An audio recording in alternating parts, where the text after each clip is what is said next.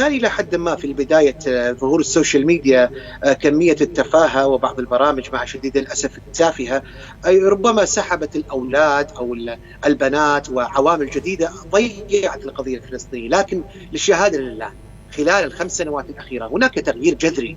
القضية الفلسطينية ما زالت بصدور الشرفاء، ما زالت في ذهنية الشرفاء، ما زالت القضية الفلسطينية تحظى باهتمام كثير من أولياء الأمور. تعالي إلى الكويت، زور الكويت عندما تحدث أي مناسبة في فلسطين، أو اليوم الإرهاب الصهيوني على الأراضي الفلسطينية، شوفي ساحة الإرادة، الأسرة الكويتية، الأم الكويتية، الأب الكويتي، كلهم يأتون بأولادهم إلى ساحة الإرادة والكل يعبر.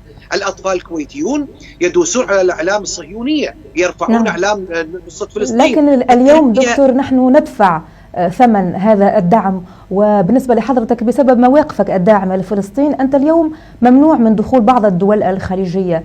فسؤالي هنا، إلى أي مدى يمكن أن يؤثر ذلك في نشاطاتك وفي الدعم اللامشروط للقضية الفلسطينية؟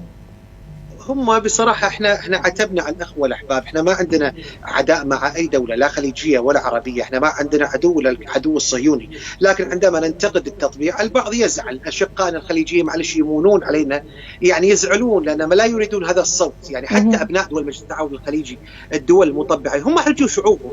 أنا أستطيع أن أتعهد لك بأن أغلب أبناء شبه الجزيرة العربية، الإمارات الشقيقة، البحرين، مملكة البحرين، الأشقاء في المملكة العربية السعودية، الكل يرفض التطبيع يا سيدتي الفاضلة، لكن لا يستطيع أن يتكلم. ربما يكون نظام هنا وهناك أحرج الفرد أو المواطن، ولا يستطيع، ماكو هامش من الحرية بأن يعبر عن وجهة نظري. فلذلك أنا أتمنى من المشاهدين بأن أي موقف من التطبيع يرونه هنا وهناك من أي نظام عربي لا تعمم على الشعب أو أصحاب هذا القطر أو ذاك القطر.